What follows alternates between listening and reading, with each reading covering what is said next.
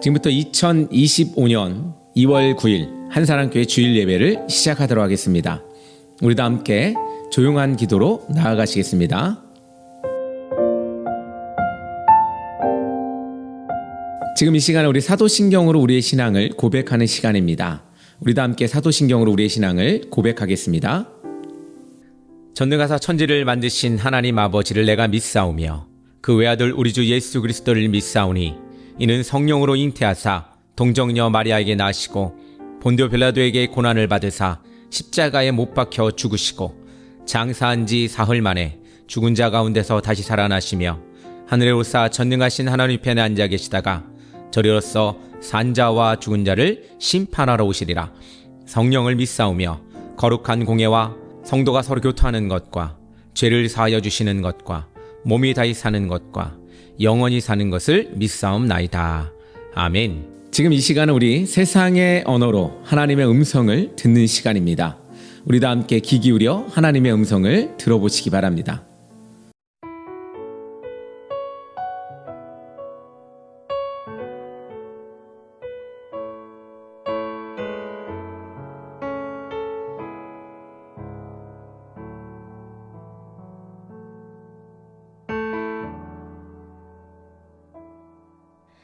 내게 유익하던 것을 다 해로 여기네.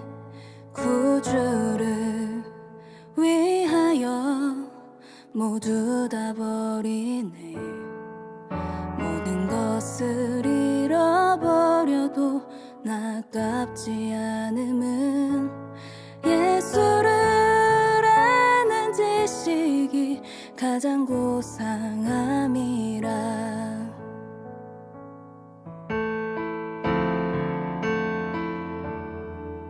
육체를 신뢰하지 않고 겸손한 마음으로 부활의 능력과 고난에 참여하며 그의 죽으심을 본받아 그리스도를 얻고 예수의 안에서 발견되려 함이라. 둯대를 향하여 그리스도 예수 안에서 부름의 상을 위하여 달려가노라. 이전에 모두 잊어버리고 앞에 계신 그리스도께로 달려가노라. 내게 유익하던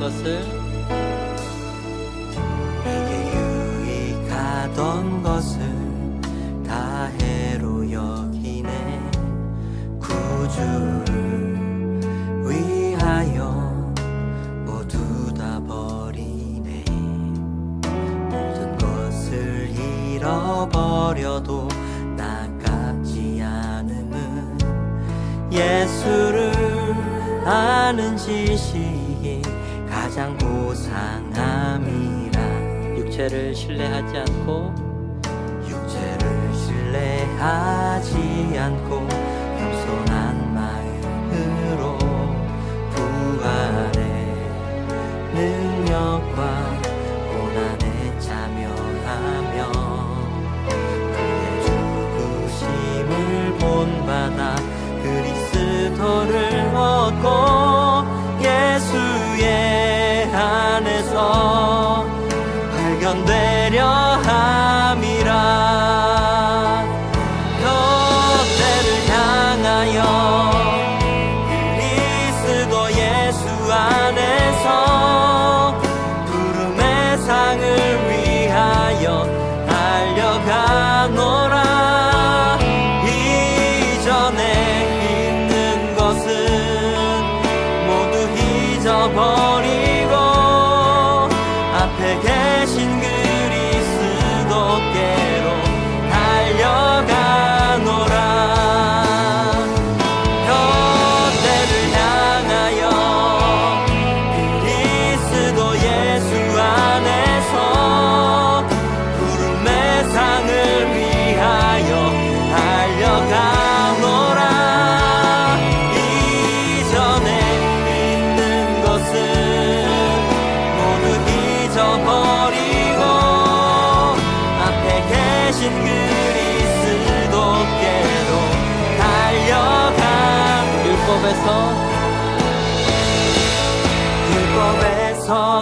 다른 것이 아니요 오직 그리스도를 믿는 믿음으로 난 것이라.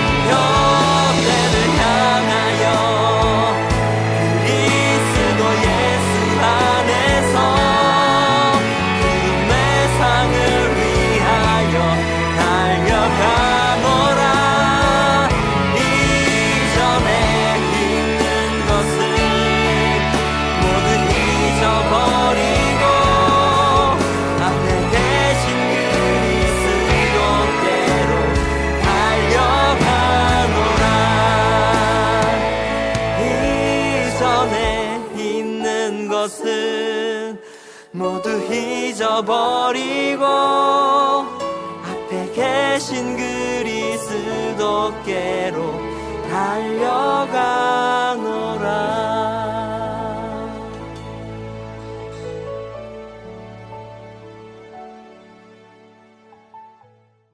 오늘 우리에게 주시는 말씀은 레위기 19장 9절에서 18절의 말씀입니다. 우리 다 함께 한 목소리로 합독하도록 하겠습니다. 너희가 너희의 땅에서 곡식을 거둘 때에 너는 밭 모퉁이까지 다 거두지 말고 내 떨어진 이삭도 줍지 말며 내 포도원의 열매를 다 따지 말며 내 포도원에 떨어진 열매도 줍지 말고 가난한 사람과 거류민을 위하여 버려두라. 나는 너희의 하나님 여호와니라.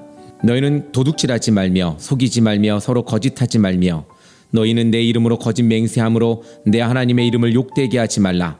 나는 여호와니라. 너는 내 이웃을 억압하지 말며 착취하지 말며 품꾼의 삭을 아침까지 밤새도록 내게 두지 말며 너는 귀먹은 자를 저주하지 말며 맹인 앞에 장애물을 놓지 말고 내 하나님을 경외하라. 나는 여호와니라. 너희는 재판할 때에 불의를 행하지 말며 가난한 자의 편에 들지 말며 세력에 있는 자라고 두둔하지 말고 공의로 사람을 재판할지며 너는 내 백성 중에서 돌아다니며 사람을 비방하지 말며 내 이웃의 피를 흘려 이익을 독모하지 말라. 나는 여호와니라. 너는 내 형제를 마음으로 미워하지 말며 내 이웃을 반드시 견책하라. 그리하면 내가 그에 대하여 죄를 담당하지 아니하리라. 원수를 갚지 말며 동포를 원망하지 말며 내 이웃 사랑하기를 내 자신과 같이 사랑하라. 나는 여호와니라. 아멘. 할렐루야, 반갑습니다. 여러분들 한 주간 어떻게 잘 지내셨는지 모르겠습니다. 날씨가 많이 추워졌습니다. 이제 겨울의 끝이 다가오는 것 같습니다. 요즘에는 봄이 없다 그러죠. 조금 덥기 시작해서 너무 더워진다고 하는데 아마 이 한파가 온난화 때문에 생겼다는 뉴스를 보았습니다. 앞으로 또 계절이 많이 변화가 되고 또 많이 더워질 거고 또 많이 추워질 거고 뭐 이렇게 극과 극으로 치닫는 새 시절을 우리는 보게 됩니다. 이렇게 극과 극으로 처해 있는 계절에 여러분들 건강 조심하시기 바랍니다. 자연이 파괴되고 또 아파할수록 우리 몸도 약간 약해지는 것 같습니다. 여러분들 가운데에 건강한 그런 날들이 계속되기를 간절히 소망합니다. 오늘은 거룩하여 사랑을 하라 라는 말씀으로 여러분들에게 레위기 19장 9절에서 18절의 말씀을 가지고 함께 말씀을 나누려고 합니다. 하나님께서 이스라엘 자손을 애굽에서 구원하신 목적은 하나님만을 섬기는 백성이 되게 하라는 데 있습니다. 이스라엘은 하나님과 언약을 맺은 백성으로서 하나님의 계명을 준행해야 했습니다. 그렇게 하면 하나님은 이스라엘을 하나님의 거룩한 백성으로 세우실 것을 약속하셨습니다. 하나님이 이스라엘에게 주신 계명이 바로 뭡니까? 십계명이죠. 이 십계명 모세를 통해서 주셨습니다. 그리고 모세를 통해 세부법을 전해주셨습니다. 이 기록이 여러분들 너무나 잘 알고 있는 출애굽기 20장부터 레위기까지가 바로 그 이야기입니다. 특히 레위기 19장에는 이 모든 율법이 요약되어 있는 구절이라고도 볼 수가 있습니다. 너희는 거룩하라. 이는 나 여호와 너희 하나님이 거룩함이라 라는 이 계명과 또 내 이웃 사랑하기를 내 자신과 같이 사랑하라 라는 계명은 이 온 율법에 담겨있는 핵심이 바로 이 말씀이 아니겠습니까? 사랑하는 성도 여러분, 우리는 하나님의 부름받은 하나님의 백성입니다. 하나님의 백성, 하나님의 법을 잘 지켜야 합니다. 많은 이들이 구약에 나와 있는 법들은 지키지 않아도 된다라고 생각하시는 분들이 많이 있습니다. 신약에 예수님이 새로 율법을 세웠으니 그 율법을 따라가는 것이다 라고 이야기하는 분들도 있습니다. 그러나 예수님은 오늘 이 말씀처럼 하나님 사랑과 이웃 사랑, 이 두 가지의 하나님의 명령이 바로 율법의 기준임을 말하고 있습니다. 또한 이 율법이 바로 예수님이 또 우리 이 세상에 오셔서 우리에게 전해주신 말씀이기도 합니다. 그래서 율법을 폐하러 온 것이 아니라 율법을 완성하러 오셨다라는 말씀은 그렇게 할 수 없었던, 율법대로 살 수 없었던 우리에게 다시 한 번의 기회를 더 완벽한 하나님의 그 율법으로 완성시키셨다라는 겁니다. 그래서 하나님 사랑, 이웃 사랑, 또 여기 하나 더해서 내 이웃을 내 몸과 같이 사랑하라, 또 원수를 끝까지 사랑하라 라는 말씀이 바로 예수님의 말씀 아니겠습니까? 오셔서 하신 말씀이 바로 이겁니다. 구약에 오늘 이야기했듯이 하나님을 사랑하고 내 이웃을 사랑하라. 오늘 그 말씀을 함께 보려고 합니다. 그렇다면 우리가 이 세상을 살아가며 하나님의 그 사랑을 하는 것은 당연한 것이죠. 하나님을 사랑하는 것은. 그러나 이웃을 사랑하는 그것은 우리가 조금 주저할 때가 많이 있습니다. 그러나 그것 또한 우리가 당연히 지켜야 함을 우리는 알 것입니다. 그러므로 우리는 거룩한 성도가 될 수 있는 것입니다. 거룩한 성도, 그 성도들이 이웃을 사랑하는 모습은 어떠한 모습일까? 어떻게 해야 이웃을 사랑하는 것인가? 라는 것을 오늘 말씀을 통해서 함께 보았으면 좋겠습니다. 첫 번째로 약자들을 배려하며 살아가야 합니다. 너무나 당연한 말이죠. 약자, 여러분들의 약자는 누구입니까? 여러분들보다 약한 자들이 바로 약자가 아니겠습니까? 저보다 약한 자들은 너무나 많이 있는 것 같습니다. 제가 가진 것이 많이 있는 것 같습니다. 살 집도 있고, 제 집은 아니지만 살 집도 있고, 입을 옷도 있고, 먹을 음식도 있습니다. 요즘 TV에 보면 많은 이들이 굶주려서 또 힘들어하는 모습, 이런 모습을 보여주는 장면도 나옵니다. 어린아이가 또 할머니와 살면서 그렇게 또 부족한 삶을 살아가는 모습도 보게 됩니다. 그들만이 약자일까? 그것도 약자가 맞죠. 그렇지만 그들보다도 더 힘든 약자들도 많이 있습니다. 또한 일상적으로 약자로 살아가는 이들도 있습니다. 어떤 이들이 그럴까요? 바로 차별받고 또한 구별되고 또한 사람들로부터 외면받는 사람들이 바로 약자가 아닐까라는 생각이 됩니다. 오늘 이 말씀을 듣는 여러분들 중에도 약자가 있을 수 있고 또 혹은 여러분들 개개인이 약자라고 생각하는 분들도 있을 것입니다. 그러나 더 중요한 것은 내가 약자라고 나를 인정하는 것이 아니라 내 주변을 돌아보아 나보다 약한 이들을 돌보는 삶이 바로 예수님이 우리에게 원하는 삶입니다. 많은 사람들은 나보다 위의 것들을 보려고 합니다. 나보다 더 잘 살고 나보다 더 배부르고 나보다 더 완벽한 이들을 보려고 합니다. 그러나 하나님 믿는 사람들은 나보다 나약하고 나보다 힘든 사람들을 보아야 합니다. 그럼 목표가 달라지죠. 우리가 잘 사는 사람들만 보게 되면 어떠한 목표가 생깁니까? 그 사람처럼 되고 싶다. 혹은 그 사람의 위치까지 올라가고 싶다라는 목표가 생기죠. 그러니 내 것을 아끼고 남에게 나누어주기보다는 내가 나의 것을 쌓아 나의 곳간을 쌓아서 내가 잘 먹고 잘 사는 것에 집중하게 됩니다. 그러다 보니 남을 돕고 남을 이해하는 마음보다는 나보다 더 나은 사람, 나보다 더 잘난 사람들만 바라보며 그들을 이해하려고 하는 마음들이 우리 안에 있다는 것입니다. 그게 성공 지향주의겠지요. 그러나 하나님 우리에게 분명하게 말씀하십니다. 나보다 나약한 자들을 보라. 나보다 약하고 또한 세상에서 구별되고 연약하고 외면받는 이들을 찾아서 보아라 라고 말씀하고 있는 것입니다. 오늘 본문에서 너는 반 모퉁이까지 다 거두지 말고 내 떨어진 이삭도 줍지 말며 내 포도원의 열매를 다 따지 말며 내 포도원에 떨어진 열매도 줍지 말고 가난한 사람과 거류민을 위하여 버려두라 라고 말하고 있습니다. 밭에서 나는 소출의 일정한 부분을 가난한 자와 나그네의 몫으로 남겨두라는 계명은 가난한 자를 보호하는 하나님의 뜻을 보여줍니다. 이어서 본문은 품꾼의 싹을 아침까지 밤새도록 내게 두지 말라, 또 기먹은 사람들을 저주하지 말며 또한 눈이 보이지 않는 사람들 앞에 장애물을 놓지 말라고 하였습니다. 그렇게 하지 말라는 겁니다. 또한 품꾼의 싹은 뭡니까? 하루하루를 살아가는 생계수단이죠. 요즘에야 이렇게 월급쟁이니 이런 게 있을 수 있었겠지만, 과거에는 이 시대를 한번 돌아보면 하루 일 시키고 하루 돈 받고 또 그렇게 하루를 위해 살아가는 일용직, 그렇습니다. 우리는 그것을 일용직이라고 이야기하죠. 일용직. 하루 벌어서 하루 먹는 사람들. 그러니까 하루 벌어서 하루 먹을 것밖에 구할 수 없는 거예요. 지금이야 이렇게 돈이 많이 돌고 또 경제가 사니까 하루 벌어서 한 2, 3일, 많이는 한 달은 좀 힘들죠. 한 일주일 정도 먹을 수 있는 돈이 될 것 같습니다. 그러나 당시에는 하루 벌어 하루 살 수 있는 그런 품삯으로 그들은 일을 했고 또 그렇게 살아갔습니다.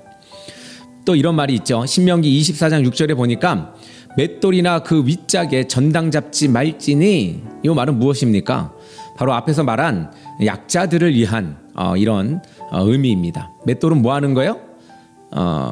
그 밑돌 윗짝은 그 곡식을 가는 거죠.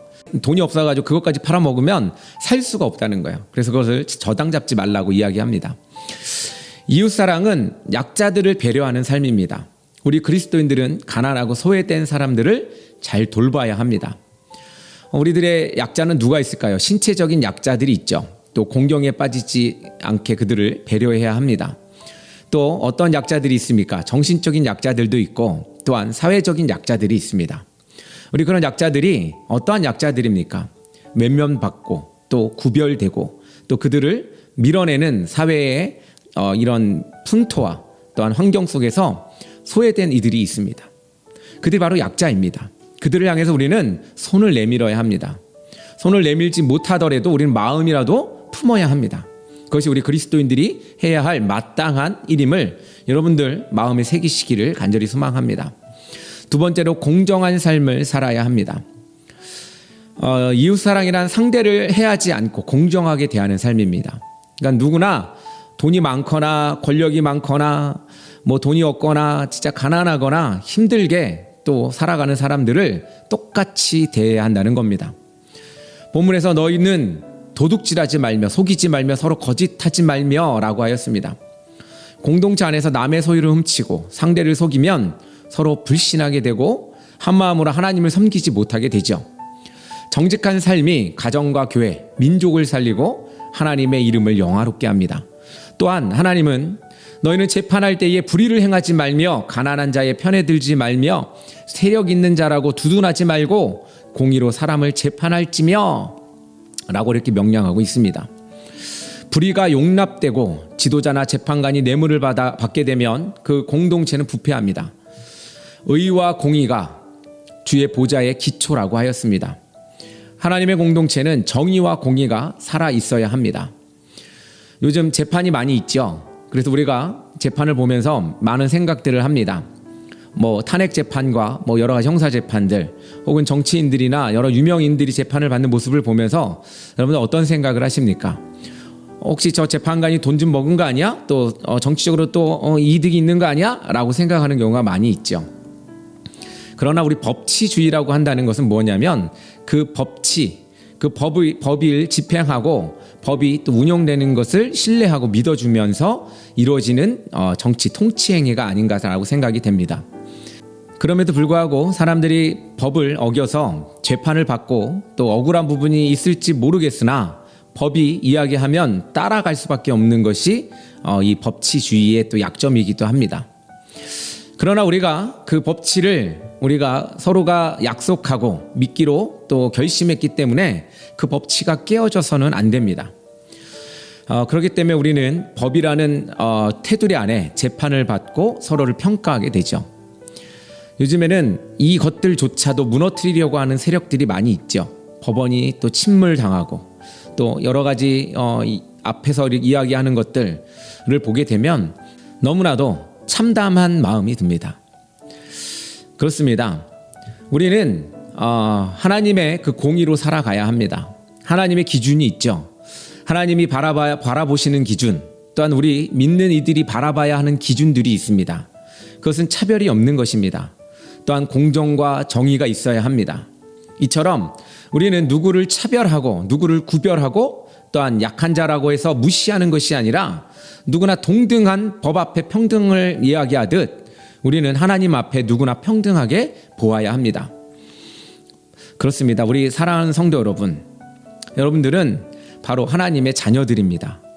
하나님의 자녀들이기 때문에 그 평등한 또 공정한 또 우리 서로를 구별하지 않는 또 누구나 낮거나 높거나를 평가하지 않는 그런 우리 성도가 되어야 하겠습니다. 교회 안에서의 분쟁이 왜 일어납니까? 바로 이 눈이 문제가 있기 때문에 그래요. 서로를 바라보는 눈이 서로 누구는 낮고 누구는 높게 바라보기 때문에 누구에게는 잘해주고 누구에게는 못해주는 혹은 누구는 멸시하거나 무시하는 경향이 있기 때문에 공동체 안에 많이 문제가 생기기도 합니다. 우리는 허름하거나 또 화려하거나 그런 옷차림에 사람을 구별하지 않아야 합니다. 우리는 하나님의 정의와 공의 앞에서 우리 또한 하나님의 구별됨이 있었다면 우리 또한 그 가운데 서지 못했을 것입니다. 그러나 하나님께서 우리를 그 구별 없이 공의로 우리를 불러주셨기 때문에 하나님 앞에 오늘 이렇게 예배 드리며 주님 앞에 나아가는 것이 아니겠습니까? 사랑하는 성도 여러분, 하나님의 공동체는 정의와 공의가 살아있어야 합니다. 다윗 왕이 정직하기를 기도하고 또 아들 솔로몬을 위해서 하나님의 공의를 구했던 것처럼 우리도 하나님의 나라를 위해 정직하게 행하고 공의로 이웃을 대해야 합니다. 공정하게 살 때 하나님께 영광을 돌리게 됩니다. 세 번째로 험담과 비방으로 남을 해하는 것도 큰 죄입니다. 16절에는 너는 내 백성 중에 돌아다니며 사람을 비방하지 말며 내 이웃의 피를 흘려 이익을 도모하지 말라라고 했습니다. 하나님께서는 험담과 비방으로 타인을 해하고 불의와 손잡고 이웃의 생명을 위협하는 행위로 큰 죄라고 또한 이야기하셨습니다. 십계명의 9번째가 뭡니까? 내 이웃에 대하여 거짓 증거하지 말라라는 말씀입니다. 거짓말을 퍼뜨리고 악을 도모하는 행위는 공동체를 무너뜨리는 큰 죄입니다. 예수님은 사람 속에 있는 거짓 증언과 비방, 그것들이 사람을 더럽게 하는 것이라고 하였습니다. 바울도 악인의 비방은 부끄러운 일이라고 하였습니다. 율법은 자기 부모를 저주하고 비방하는 자에게 죽이기까지 하라고 하였습니다. 따라서 성도는 험담과 비방의 말이 아닌 허물을 덮어주는 사랑의 말을 해야겠습니다. 앞에서도 말했듯이 공동체가 깨지는 이유가 뭡니까? 남을 높게 여기거나 낮게 여기거나 하는 평가에서부터 시작되겠지만 그 가운데에 표현되는 말로부터 나오는 것이 아닐까라는 생각을 해봅니다. 우리의 말이 사람을 평가하고 또한 사람에 대해 욕되게 하고 사람에게 거짓말로 혹은 악한 말로 사랑이 없는 말로 그렇게 전하면서 서로가 분쟁하고 또 공동체가 그럼으로 인해서 깨어지는 일이 벌어지는 것입니다. 그렇습니다. 사랑하는 성도 여러분, 하나님의 자녀들은 하나님의 언어로 이야기해야 합니다. 하나님은 우리에게 사랑한다 이야기하고 사랑하기 위해 이야기합니다. 그러나 우리가 미워하기 위해서 말하는 것, 또 저주하기 위해서 말하는 것, 그것은 사탄이 원하는 일이죠. 우리가 분명하게 분별할 수 있는 우리의 마음이 있어야 합니다. 그리고 하나님의 말과 언어로 세상 사람들에게 또한 주변 사람들에게 내 이웃에게 나아가야 합니다. 그렇게 우리 사랑의 말로 한번 해보시기 바랍니다. 특별히 오늘 우리 자녀들이나 또 우리 주변에 있는 이웃에게 사랑한다는 말로 한번 시작해보면 어떨까라는 생각을 해봅니다. 사랑한다는 말, 그 말 앞에 욕하는 사람 없겠죠. 그렇죠. 여러분들 욕먹지 않는 방법이 뭘까요? 그것은 사랑의 표현입니다. 여러분들 가운데에 정말로 힘든 대상에게 나아가서 이야기할 때 그 사랑하는 마음을 먼저 전하시기 바랍니다. 그렇다면 그때부터는 여러분들 말하기가 너무 쉬워질 거라고 저는 생각이 됩니다. 마지막으로 우리 이웃에 대하여 사랑하는 마음으로 살아가야 합니다. 우리 17절에 보니까 너는 내 형제를 마음으로 미워하지 말며 내 이웃을 반드시 견책하라 라고 말하고 있습니다. 하나님은 타인에게 해를 끼치는 행위만 죄라고 말하지 않습니다. 미워하는 마음도 곧 죄라고 했습니다. 어떻게 보면 남을 미워하고 남을 마음으로 죽이면 그것은 죽인 것과 다름없죠. 살인죄와 다를 게 없다는 이야기입니다. 여기서 이웃을 반드시 견책하라고 이야기했습니다. 범죄한 형제에 대하는 태도는 미워하거나 정죄하는 것이 아니라 우선 타이르고 바로잡아주는 것이 우선되어야 합니다. 그리고 사랑으로 감싸주어야 합니다. 타이름이 있고 또한 이 꾸지람이 있는데 사랑이 없다면 어떻게 될까요? 그것은 그와 또 관계가 끊어지는 언어가 될 것입니다.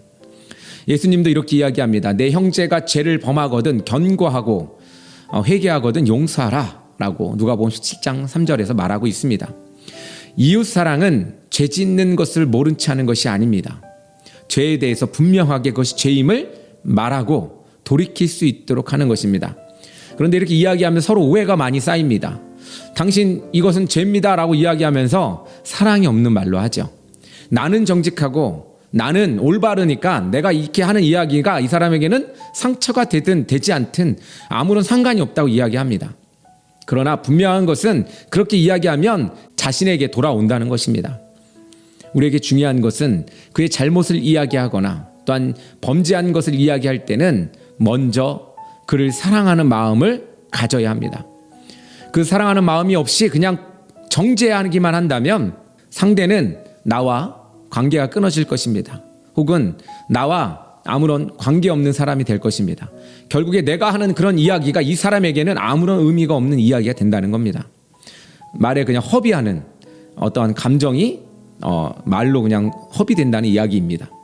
그렇듯 우리가 의미 있는 말을 하고 의미 있는 생각을 전할 때는 그 상대방의 마음을 이해하고 또한 품어주고 사랑하는 마음으로 이야기해야 그 말이 그 사람에게 들어간다는 이야기입니다.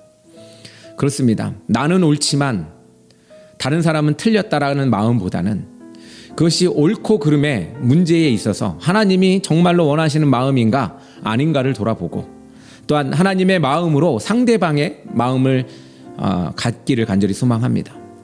그래서 상대방에게 다가가 하나님의 말로 사랑의 말로 전하는 여러분 되기를 간절히 소망합니다. 그렇게 될 때에 우리의 관계는 더욱더 넓어지고 깊어지고 다양해질 거라고 저는 생각이 됩니다. 이런 마음이 우선이 되어야 우리가 어떻게 어려운 자들도 돕고 힘든 자들도 같이 도와 힘이 되어주지 않겠습니까? 나를 위해서만 산다면 내 말만 옳다면 우리는 사람들과 거리가 생기고 또한 여러 갈래가 생기게 될 것입니다. 그렇듯 우리 가운데에 이제는 하나님의 마음으로 서로를 품으며 또한 그렇게 나아가는 여러분 되기를 간절히 소망합니다. 사랑하는 성도 여러분, 우리 가운데에 하나님의 마음이 여러분들에게 있기를 원합니다. 그래서 그 마음이 여러분들의 언어로 표현되고 마음으로 표현돼서 우리 서로 간에 그런 사랑이 전해지는 공동체, 가족 또한 주변의 삶이 되기를 간절히 소망합니다. 우리 다 함께 기도하겠습니다. 사랑의 하나님 아버지 감사합니다. 하나님이 우리를 불러주시고 우리를 하나님의 자녀 삼아 주시고 하나님의 백성 삼아 주셔서 하나님께서 명령하신 나를 사랑하고 또한 이웃을 사랑하라 하신 말씀을 우리가 마음에 새기며 나아갈 수 있도록 주님 인도하여 주시옵소서. 하나님 또한 우리가 사랑하는 것이 너무나 어려움을 알게 됩니다. 아버지 하나님, 그럼에도 불구하고 우리에게 사랑을 명령하신 것은 하나님이 우리를 그렇게 사랑하신 것처럼 너희도 그렇게 서로 사랑하라는 말씀으로 들립니다. 아버지 하나님, 우리 가운데에 우리가 사랑이 넘칠 수 있도록 인도하여 주시고 누군가를 구별하고 또한 누군가를 소외시키거나 누군가를 외면하는 그런 삶이 아니라 서로를 품으며 안아주며 이 추운 계절 손을 뻗어 어려운 이들을 돕는 그런 마음으로 살아갈 수 있도록 주님 인도하여 주시옵소서. 함께 동행하며 나아가는 우리가 되게 하여 주시옵소서. 예수님의 이름으로 기도합니다. 아멘. 할렐루야, 감사합니다. 여러분들 어떻게 이 추운 날씨 어떻게 지내고 있습니까? 아까 앞에서도 이야기했지만 북쪽에는 많이 이렇게 눈이 내리기도 하고 날씨도 영하 막 10도 이상으로 떨어지는 모습을 보게 됩니다. 부산에도 눈발이 날렸습니다. 눈이 안 오는 지역으로 유명한데 눈발이 날릴 정도로 춥기도 하고 계속해서 연일 이 한파 특보들이 이어지고 있습니다. 여러분들 감기 조심하시고 건강하게 한 주간 또 보내시고 우리 다음 주에 함께 또 예배하기를 간절히 소망합니다. 우리 구독도 하시고 또 옆에 분에게 전해주시고 예배로 또 서로 퍼져나가는 그런 여러분 되기를 간절히 소망합니다. 우리 다 함께 찬양으로 오늘 예배를 마치도록 하겠습니다. 감사합니다.